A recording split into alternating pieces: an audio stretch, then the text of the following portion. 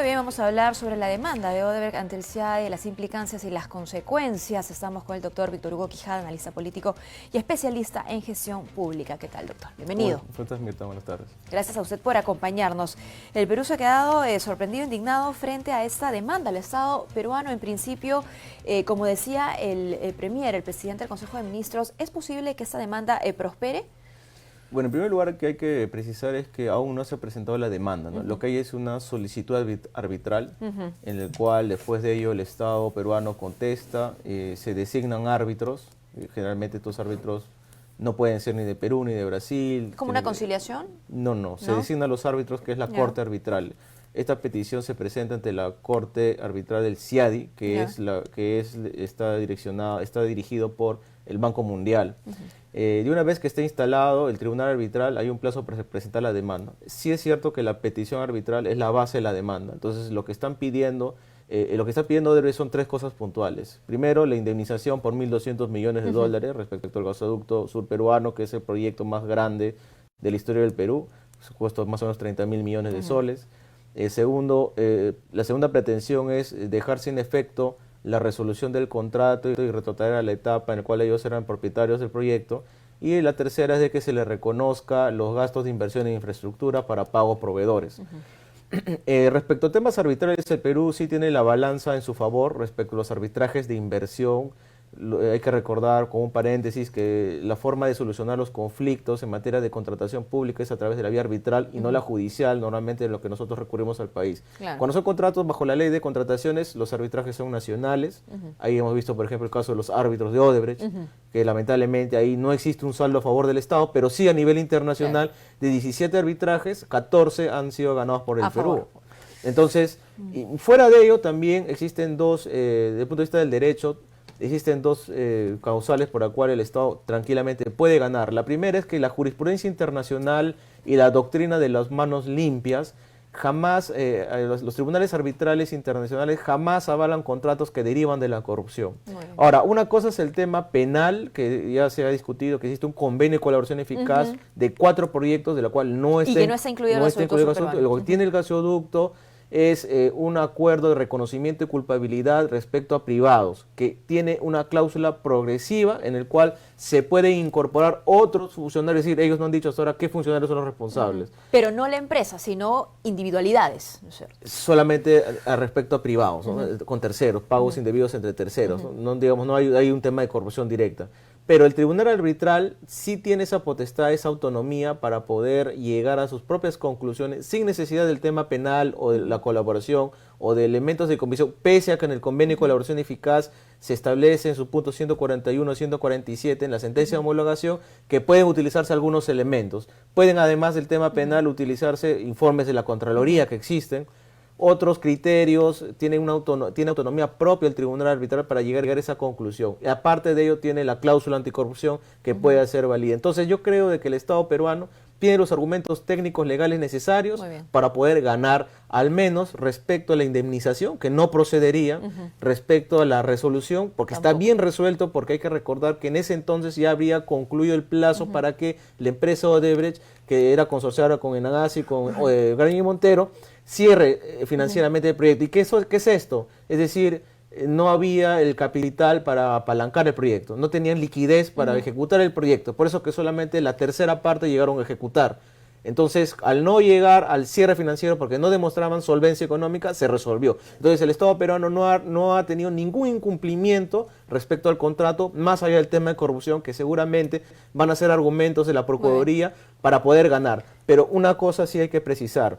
Una cosa es el tema de la indemnización, un tema es la resolución que no procedería, y la otra es el reconocimiento de los gastos de inversión en infraestructura para pago a proveedores. Recordando esas tres solicitudes que podrían tener la demanda. Exacto, ¿no es cierto? Y eso no creo que se discuta en el fondo del arbitraje. Yo creo que esto va a ser discutido y eso, ahí sí yo lo que te comentaba, esto es una estrategia de la empresa, al igual que ocurrió con Chakia. Exacto, por ejemplo, ¿de dónde viene? ¿Por qué? Para poder presionar mediática y técnicamente y hasta políticamente al Estado para sentarlo, para que de alguna manera se reconozca algún gasto de inversión en infraestructura realizado, que dicen ellos que es más o menos de 1.000 millones de dólares, pero eso ya se tendrá que demostrar, ¿no? Entonces, esa negociación que puede llegar a cambio de información, porque incluso se habla de que se estaría estropeando o... Claro, ¿qué impacto tiene esto, esta posible demanda en el acuerdo de colaboración eficaz? Sinceramente, de manera directa, ninguna, porque son dos cosas distintas. Claro, y recordemos que el gasoducto peruano no es parte del acuerdo de colaboración eficaz, pero estamos hablando de la misma empresa. Es correcto, pero hay que recordar que la forma de trabajo de la empresa Odebrecht es la misma que viene utilizando, por ejemplo, en Brasil, viene amenazando en Ecuador y es la forma de trabajo en los 10 o 12 países. Y trabaja así, de manera paralela. Colaboro con cierta información y en ciertos casos, pero con otros casos no te reconozco ellos lo ven, y te demando. No, ellos lo ven desde el punto de vista de la empresa, ¿no? No dan nada si no van a ganar nada a cambio. Entonces, de manera indirecta están limitándose a dar información en ese convenio y presionando por el otro lado a través de la demanda.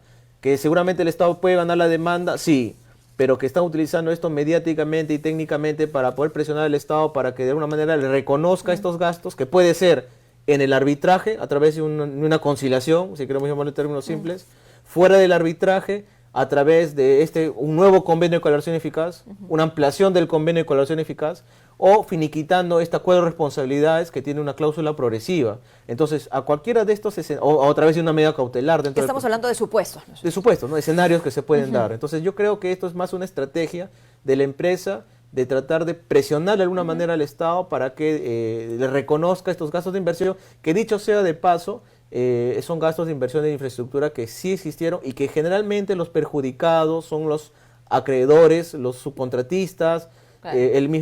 Los que hicieron la inversión. Exacto, ¿no? Que generalmente son empresas pequeñas y medianas. Entonces, si es que eso se podría asegurar, yo creo de que no habría ningún problema, pero de que esta demanda arbitral prospere a nivel de la indemnización y de que no se resuelva el contrato, yo lo veo muy complicado. Entonces, yo creo que están presionando, porque hay que recordar que este proyecto se volverá a licitar para sentar al Estado, para llegar a un punto medio, un equilibrio respecto a lo que realmente corresponde de acuerdo a ley, porque hay que recordar que en el Perú y en cualquier parte del mundo no existe el abuso del derecho y tampoco existe la expropiación, ¿no? Ahora, si efectivamente detrás de esa estrategia hay esa cuestión de querer ejercer presión sobre el Estado peruano, ¿cuál tendría que ser la respuesta de la Fiscalía, en especial del equipo en Lavajato? Porque el fiscal Rafael Vela ha dicho que eso no tiene ningún sentido.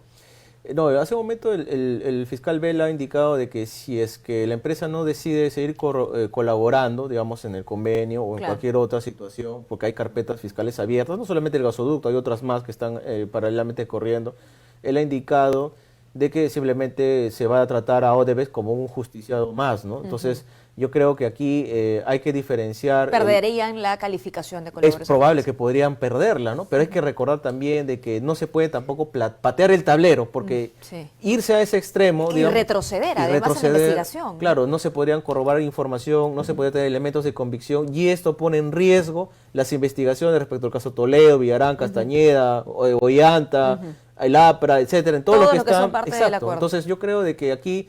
Es una forma de presionar, pero el Estado peruano también tiene esa prerrogativa de hacer cumplir lo que está en el convenio, pero yo creo que acá se tiene que llegar a un equilibrio en digamos, no se trata de beneficiar a una empresa, como muchos salen en otros medios, opinólogos, analistas, políticos que critican.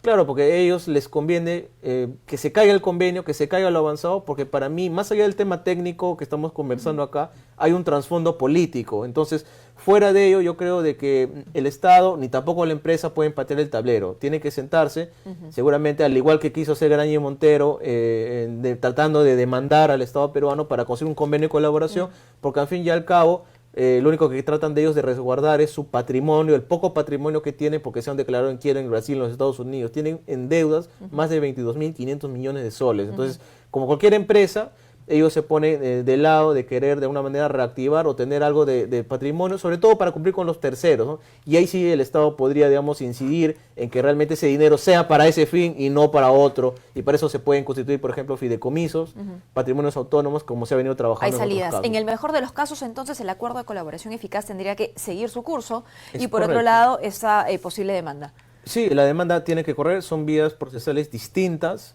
Es más, yo escuchaba por ahí alguna propuesta jalada de los pelos en donde decían, no, debió haberse proyectado una futura demanda. Eso no es que debió existir una cláusula de protección. Eso no se puede hacer, porque hay que recordar lo primero, que una cosa es el tema penal, otra cosa es el tema arbitral. Lo segundo, no se puede hablar sobre supuestos futuros. Lo tercero, los convenios arbitrales, las cláusulas arbitrales tienen vida propia, si queremos decirlo así. Son contratos dentro de un contrato.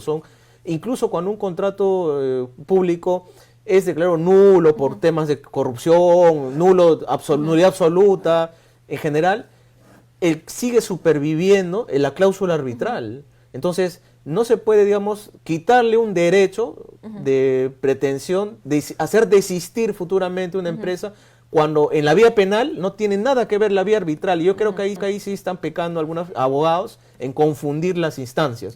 Porque si es que se hubiera puesto, la empresa igual hubiera podido recurrir a la vía arbitral y cuestionar ese futuro allanamiento, ese futuro a tener clarísimo, ¿no? Entonces la separación de estas dos vías, ¿no? Pero lamentablemente también cuando se habla de un impacto o del impacto que podría tener esta demanda en el acuerdo de colaboración eficaz, a pesar de que sabemos que, como dice nuestro invitado, son dos vías, ya que se esté hablando del tema, que nuevamente se cuestione la efectividad del acuerdo de colaboración eficaz, también genera un impacto.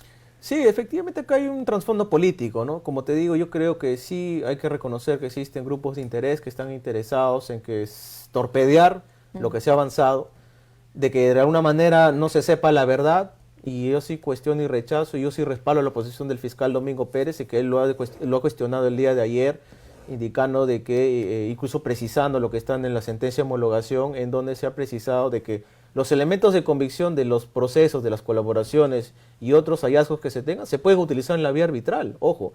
Es decir, y aparte de ello, la consecuencia inmediata de estas cláusulas o de estos candados que se hubieran querido poner, hubiera sido que la empresa no hubiera dado ningún tipo de información. Claro. ¿No? Porque, ¿cómo aseguramos de que finalmente se hubiese firmado un acuerdo de colaboración eficaz? Exacto, y hay que recordar que al fin y al cabo sus directivos están protegidos. O sea, si es que al fin y al cabo se sigue un proceso penal acá en el Perú, yo dudo mucho que Brasil lo quiera extraditar. Entonces yo creo que acá se tiene que ver un equilibrio, un punto medio. Es cierto que el Estado puede ganar, creo que hay un trasfondo político, pero la consecuencia también es de que se tiene que reconocer algunos gastos de inversión en infraestructura, pero obviamente para eso se tendrá que determinar a través de pericias, de estudios definitivos. Pero mientras tanto, yo creo que acá sí es importante la acción de la Procuraduría, en repente solicitar medidas cautelares para evitar otra medida cautelar futura de la misma empresa. Sí. Actuar de inmediato. Y sobre todo resguardar la futura reparación civil, que sí es importante, que se debe tener en cuenta, ¿no? Muy bien, muchísimas gracias por Muchas habernos acompañado. Gracias. Hemos conversado con el doctor Víctor Hugo Quijada, analista político, y seguimos con una nota de inmediato. Poder Judicial dictó prisión preventiva a 5 integrantes del Escuadrón de la Muerte. Veamos los detalles.